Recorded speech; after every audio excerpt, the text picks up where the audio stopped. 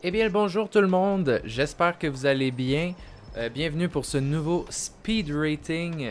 Écoutez, la dernière fois qu'on a fait un speed rating, vous l'avez vu, la vidéo, elle avait été très longue parce que c'était une série de choses que j'avais regardées. Mais c'était dans un temps où j'étais quand même occupé, donc je pouvais pas vraiment faire de vidéo. Puis imaginez-vous donc que même avec ça, il y a des trucs que j'ai oublié de parler. Fait que je vais commencer par les trucs auxquels j'ai oublié de parler. Puis après ça, on va aller dans d'autres trucs que j'ai vus récemment. Fait que ce sont pas nécessairement des trucs que j'ai oubliés.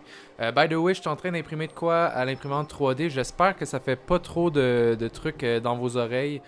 Si ça fait de quoi, je m'en excuse. Mais sachez que si vous entendez du bruit, c'est potentiellement de ça dans le fond. Donc on va commencer par le premier truc que j'avais oublié de mentionner la dernière fois qu'on a fait une vidéo. J'ai regardé la série It, Welcome to Derry. Donc c'est une série, comme ça le dit, qui parle dans le fond de It, donc le clown, mais ça se passe avant les événements du film, des films en fait qu'on voit.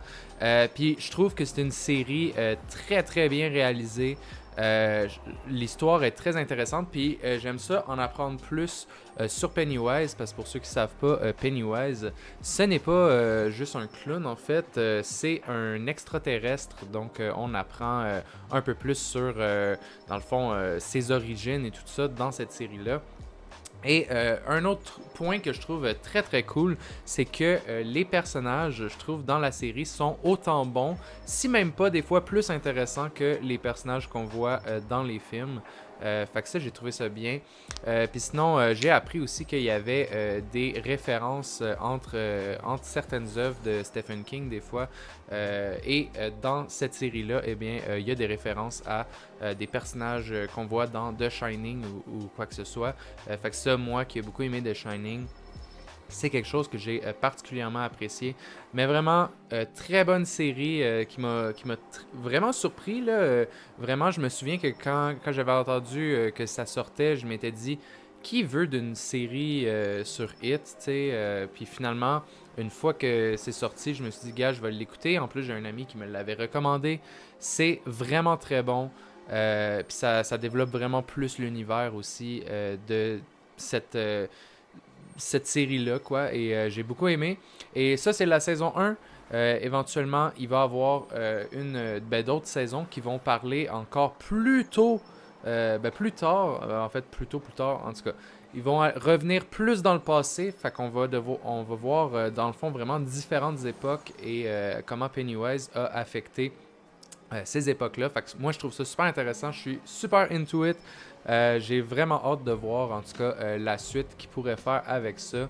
Vraiment, très très bonne série. Si vous aimez l'horreur, je vous le recommande. Puis si vous avez vraiment aimé It, vraiment, ça vaut extrêmement la peine d'être vu cette série-là.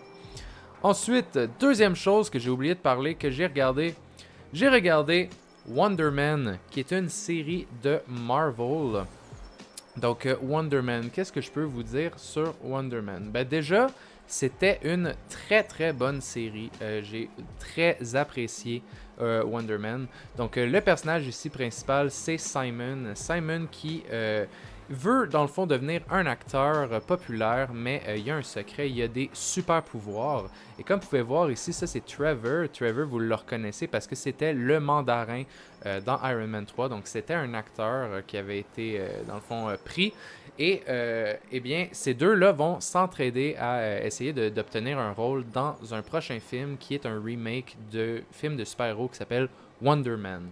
Et, dans le fond, on voit dans le fond l'aventure de ces deux personnages-là. Et en fait, si vous voulez une série vraiment d'action de Marvel, cette série-là n'est vraiment pas pour vous. Pour de vrai, comme j'ai dit, Simon a des super pouvoirs. Et pour une raison que j'expliquerai pas parce que c'est expliqué dans le show, doit les cacher parce que une personne avec des super pouvoirs, ils ne les permettent pas, dans le fond, de faire du acting. Et, mais lui, c'est son rêve, c'est ce qu'il veut vraiment. Et dans le fond, il doit cacher ses pouvoirs-là. Mais en gros, ce qui est vraiment cool, c'est que euh, la série est tellement bonne sur le plan entre les personnages, puis comment ils interagissent entre eux. puis aussi le développement petit à petit de l'histoire, que en vrai, les pouvoirs de Simons, on les voit, je pense, littéralement 3 fois dans la série. Puis c'est assez. Puis tu sais, il n'y a vraiment pas de grosses scènes d'action avec des gros combats, puis tout ça. C'est vraiment pas ce type de show-là. Je trouvais ça très unique, original. Puis je suis très content que ça ait fonctionné aussi pour les fans de Marvel parce qu'ils ont annoncé la saison 2 éventuellement qui va s'en venir. Fait que j'ai très hâte de voir où est-ce que ça peut aller. Mais vraiment, cette série-là, elle joue extrêmement bien sur la relation entre Simon et Trevor qui est vraiment, vraiment le fun. Et sinon, un autre truc que je peux mentionner, c'est que cette série-là parle beaucoup de tout le processus de devenir acteur. Comme là, vous pouvez voir un petit peu ici, il essaye de s'enregistrer avec son téléphone pour faire des auditions. Puis sinon, dans les auditions, justement, au début, on voit la ligne de gens avec les textes qu'ils apprennent juste avant de passer pour faire leur audition devant, admettons, on va dire le jury qui font soit l'émission, le film ou quoi que ce soit. Fait que moi, je trouve ça super intéressant parce que ça démontre vraiment que cette série-là, c'est comment un petit peu le processus pour devenir acteur puis vouloir, admettons, participer à des films et tout ça. Puis ça démontre, je trouve, l'amour aussi qu'il faut avoir pour ce genre de carrière-là. Puis tu vois que Simon, justement, dans cette série-là, il est ultra passionné. Puis vraiment, il s'en va à tous les niveaux pour atteindre vraiment son objectif et tout ça. En tout cas, très très bonne série. Vraiment, par contre, c'est pratiquement pas d'action, mais les personnages sont assez forts et l'histoire aussi pour, dans le fond, vous amener dans le voyage avec eux autres. En tout cas, très hâte de voir la saison 2, ça va aller où avec ça. J'imagine qu'il va y avoir un peu plus d'action dans la saison 2, mais en même temps, je ne veux pas me prononcer trop tôt, on le sait pas. Et troisième et dernière série que j'ai regardée avant qu'on passe à des choses que j'ai vues plus récemment, c'est la série des 4 Fantastiques de 2006. Donc c'est une série dessin animé. Et moi, j'en avais vu des épisodes quand j'étais jeune. Et quand j'ai vu qu'il était sur Disney+, je me suis dit, hey, j'ai envie d'écouter ça, voir c'était comment. Et pour de vrai, j'ai beaucoup aimé. Je trouve que les costumes des 4 Fantastiques il est vraiment unique dans celui-là. J'ai bien aimé. J'aime de la manière c'est animé aussi dans le style d'animation. Je trouve que les épisodes, souvent c'était des épisodes aussi que c'était, tu t'en regardes un puis t'as pas besoin d'avoir vu les autres pour comprendre ce qui se passe. C'est vraiment comme une aventure à la fois. Il y a beaucoup de caméos, vraiment le fun. On voit Ant-Man, on voit Iron Man, on voit She-Hulk, on voit Hulk. Vraiment, plusieurs personnages là, qui viennent dans la série. C'est vraiment, vraiment le fun pour ça. Puis j'étais surpris quand même, il y a juste une saison. Ça veut dire que j'imagine pour les enfants, ça l'a pas dû pogner tant que ça dans le temps. Parce que généralement, quand une série est très populaire, ben, ils en font plusieurs saisons. Mais vraiment, cette série-là, elle n'a qu'une saison.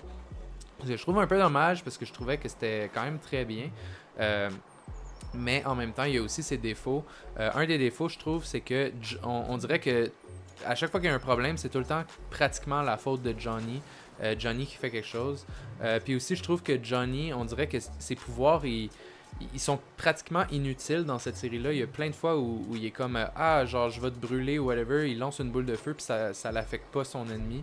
Fait qu'on dirait que, tu sais, genre, oui, je comprends, Johnny, c'est un peu le personnage joke des 4 Fantastiques.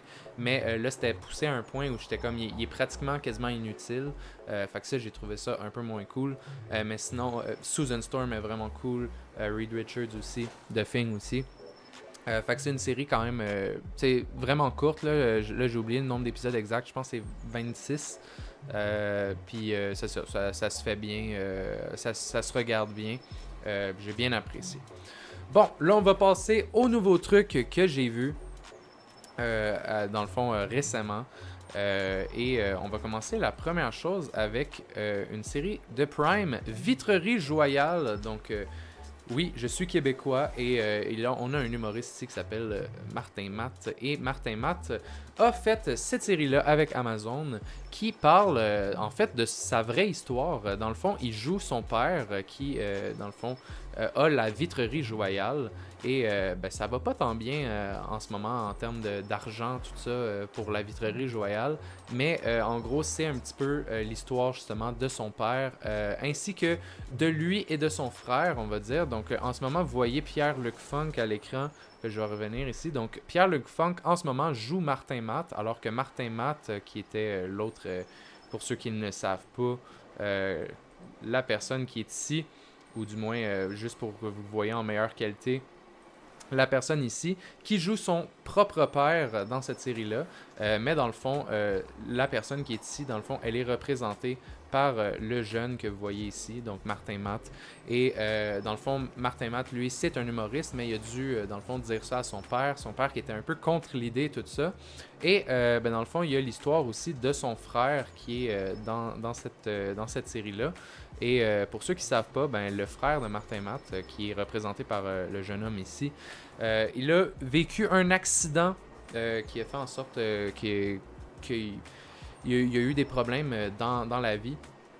Et c'est un petit peu... là, j'ai oublié le nom exact de la maladie. J'aurais même dû rechercher avant de faire la vidéo, mais là, j'ai pas envie de rechercher ça avec vous maintenant. Mais en gros dans le fond, le frère à Martin Matt, il a été atteint de quelque chose à cause de cet accident-là. Et ça fait en sorte que ça chamboule vraiment leur vie. Et on voit un petit peu tout ce qui en découle. Donc c'est un peu quasiment une autobiographie de ce que son père a vu. Ben, pas autobiographie parce que c'est pas auto, mais c'est quasiment une biographie de ce que son père et lui et son frère ont vécu ensemble. Et je pense que pour de vrai, tu sais, moi j'avais mis cette série-là avec ma mère pensant que ça allait être une série, haha, c'est drôle, Martin Matt, tu sais. Puis oui, effectivement, c'est une série qui est très drôle, mais c'est extrêmement profond et ça fait énormément réfléchir, je trouve aussi, comme série. Fait que j'ai absolument aimé ça. Puis vraiment, les acteurs, tous les uns que les autres, sont vraiment bons. Surtout Martin Matt. Martin Matt, là, il y a des faces qu'il fait des fois là, quand il est triste ou quoi que ce soit. Vraiment, ça devient de pogner au cœur, là, on dirait que c'est réel. Puis je pense que ça l'est aussi parce que veut ou veut pas, lui puis son frère, ils s'entendaient hyper bien. Puis le fait que son frère ait eu cet accident-là, pour lui, ça l'a changé beaucoup de choses dans sa vie. Puis je pense que cette série-là, ça a quasiment été thérapeutique pour lui de pouvoir vraiment raconter cette histoire-là, en plus de celle de son père. Je pense que je sais pas s'il y avait un besoin de ressortir ça, parce qu'on a vu quand même, quand il a fait Les Beaux Malaises, qu'il a parlé encore une fois de son frère et tout ça. Mais là, vraiment, c'était plus focus là-dessus.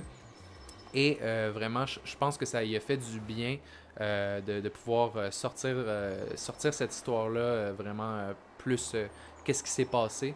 Fait que vraiment, je pense que ça y a fait sûrement un bien fou de pouvoir en parler. Mais je pense que les émotions qu'on voit au travers de Martin Matt dans cette série-là sont probablement réelles, justement parce que c'est une chose qu'il a absolument vécu. Qui a absolument vécu, quoi. Par la suite, maintenant on passe à un jeu. Fait que Lego Batman Legacy of the Dark Knight. Fait que c'est le dernier Lego Batman qui est sorti. Je vais vous mettre un petit peu de gameplay en arrière-plan pour vous montrer un petit peu ça ressemble à quoi. Donc Lego Batman Legacy of the Dark Knight, j'avais très très hâte à ce jeu-là parce que je suis un gros fan des jeux Lego en plus. J'adore les super-héros, fait que c'est sûr que Batman, je l'adore. Lego Batman, ça a toujours été super bon. Et comme vous pouvez voir ici, ben, c'est un petit peu différent des jeux à la Lego parce que ça se joue comme un Arkham, comme un jeu Arkham. Puis ça, c'est le fun parce que c'est vraiment... On dirait qu'ils ont fait un jeu Arkham, puis ils ont juste mis un Lego par-dessus. Fait que ça rend... Oui, c'est un jeu Lego, mais ça reste que c'est très unique dans son genre. Je trouve que... tu sais, il n'y a aucun autre jeu Lego qui s'apparente à ça. Puis il est vraiment, vraiment bien fait. J'ai absolument aimé ça. Vraiment, déjà, le nombre de costumes que tu peux mettre, le nombre de Batmobile aussi que tu peux changer on the fly. Vraiment, c'est super cool. Puis je trouve que de la manière qu'ils ont fait l'histoire, c'est super intéressant parce que, dans le fond, quand le jeu avait été annoncé, il parlait comme quoi ça allait retracer les événements les plus populaires de Batman. Et moi, ce que j'avais compris de ça, c'est on va suivre les histoires telles quelles.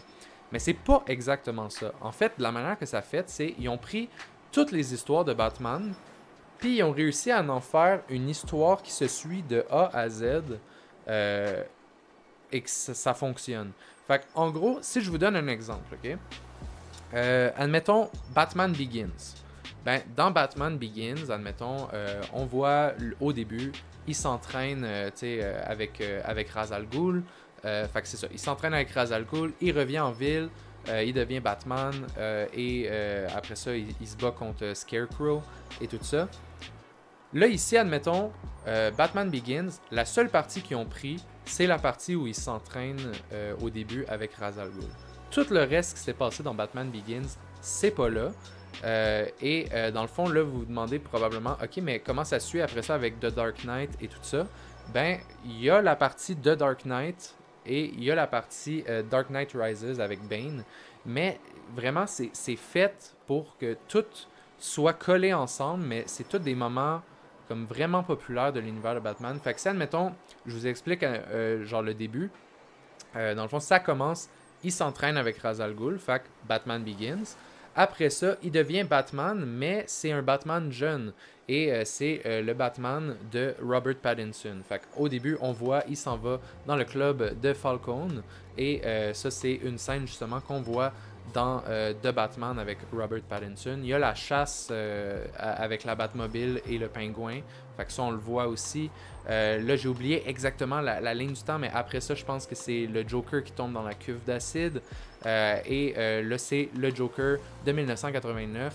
Et en fait, il se passe de quoi dans l'histoire qui fait en sorte qu'il revient plus tard, mais il revient en étant le Joker de Heath Ledger. Fait que c'est vraiment, ils ont tout aligné pour que ça se suive. Puis ça passe vraiment par toutes les époques. Que ce soit les vieux films, il y a la série animée, il y a même un bout que c'est inspiré du jeu Arkham Asylum. Fait que vraiment, puis l'histoire est super bien ficelée pour que tout fasse du sens. Fait que moi, j'ai trouvé ça absolument génial. Là, j'ai oublié le nombre de temps que j'ai passé dessus, mais je pense que j'ai au moins 60 heures sur le jeu. Là, faut dire quand même qu'il y a quelques heures là-dedans que c'est moi qui customisais la Batcave. Parce que ça aussi, c'est un truc vraiment cool. On pouvait customiser notre Batcave comme on voulait.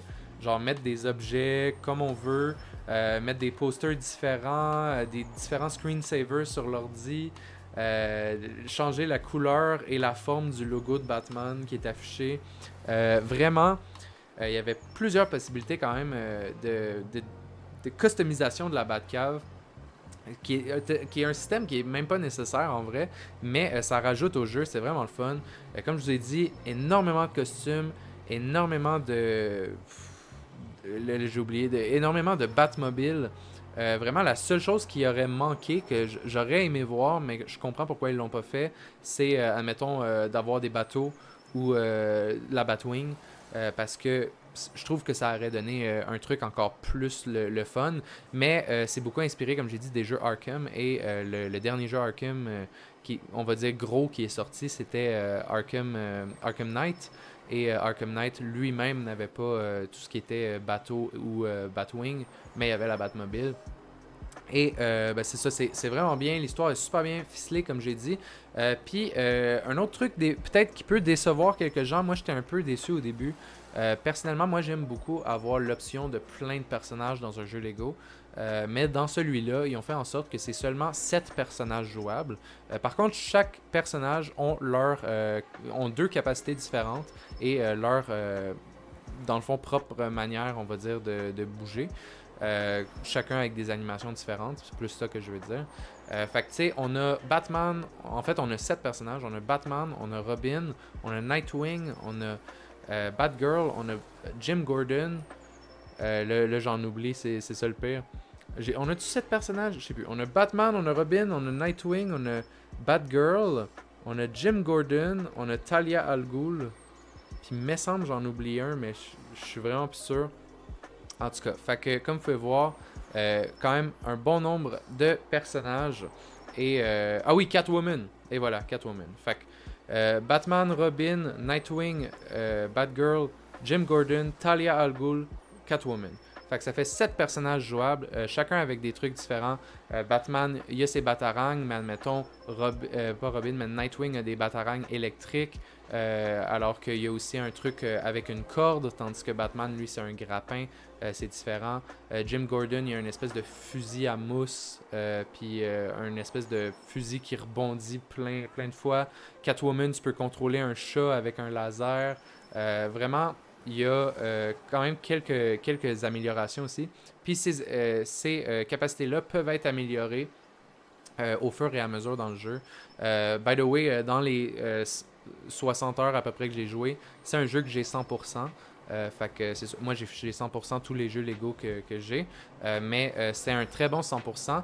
Puis je trouve que ça se situe bien, parce que j'en aurais pris plus encore, mais au moins c'était pas autant intense que dans Skywalker Saga qui était genre on dépasse les 100 heures puis on n'a pas fini puis ça devient très répétitif. Là au contraire je trouvais que c'était bien le niveau qu'on avait. Mais personnellement, j'aurais aimé en avoir un peu plus. Mais ça tombe bien parce que là, il va y avoir éventuellement en septembre un DLC où on va pouvoir jouer Joker et Harley Quinn.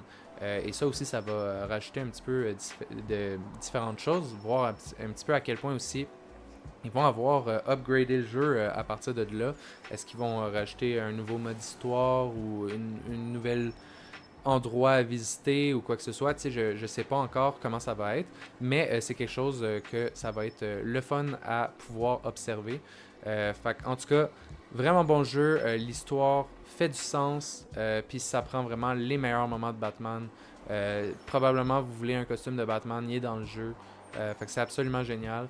Le seul truc que je pourrais voir, c'est que pour ceux qui veulent vraiment 100% autre que le 100% platine, mais genre vraiment 100% dans le jeu, ça peut être un problème parce qu'ils ont sorti des Lego en vrai qu'on peut acheter puis avoir des codes dans ces Lego-là pour avoir des costumes ou des Batmobiles différentes. Fait que si vous voulez vraiment collectionner tout, ben genre techniquement, faudrait acheter ces 7 Lego-là. Pas 7 le chiffre, je parle c'est l'ensemble Lego. Je sais pas combien il y en a. Je pense qu'il y en a 3, mais je suis pas sûr. Et sinon, il y a certains costumes qui fonctionnent avec des abonnements. Fait qu'admettons, si vous avez l'abonnement HBO Max, vous avez le droit au costume de Black Lantern Batman. Mais ça, tu vois, moi, j'ai pas de compte pour ça. Puis je pense qu'on peut même pas en faire un au Canada, à moins d'un VPN ou quoi que ce soit. Fait que j'ai pas pu avoir ce costume-là. Fait que c'est un petit peu dommage. Mais ces costumes-là et tout ça sont cachés dans une autre section de la Batcave. Fait que dans le fond, sont un peu cachés. Fait que si vous voulez vraiment juste le 100% de ce qu'il y a dans le jeu, ben, ça ne l'affiche pas à moins que vous alliez dans cet endroit-là dans la Batcave, mais ça peut être quelque chose qui peut gosser quelques personnes. Mais vraiment, très bon jeu. Toutes les missions sont le fun. Il n'y en a aucune que j'ai pas aimé, en tout cas de ce que je me souviens. Fait que vraiment, très bon jeu. Je vous le recommande si vous aimez les jeux Lego, si vous aimez Batman en général ou si vous aimez les jeux Arkham. Vous allez avoir votre fun sur ce jeu-là sans problème. Et maintenant, la pièce maîtresse peut-être de ça, Supergirl. Écoutez, là j'ai oublié le nom, excuse-moi, j'ai oublié le nom du commentateur, mais il y a quelqu'un qui me commente, ça fait 2 vidéos, qui veut que je review Supergirl. Eh bien, c'est ton moment. Qu'est-ce que je peux dire de Supergirl? C'est un film. Ça l'existe. Pour de vrai, est-ce que c'est un mauvais film de super-héros? Non. Est-ce que c'est un bon film de super-héros? C'est un film correct. C'est sans plus ni moins. Déjà, en regardant la bande-annonce, je trouvais que ça sentait le flop à plein nez. Puis ça donne à être ce que ça va être. Je pense que ça fonctionne pas très bien en ce moment, le film de Supergirl, en tout cas dans les dernières nouvelles que j'ai vues. Ce qui est dommage en plus parce que moi personnellement j'ai toujours trouvé que Supergirl était plus intéressante que Superman justement parce qu'elle a vécu la tragédie de Krypton. Mais je trouve que ce film là déjà je vais commencer par le positif.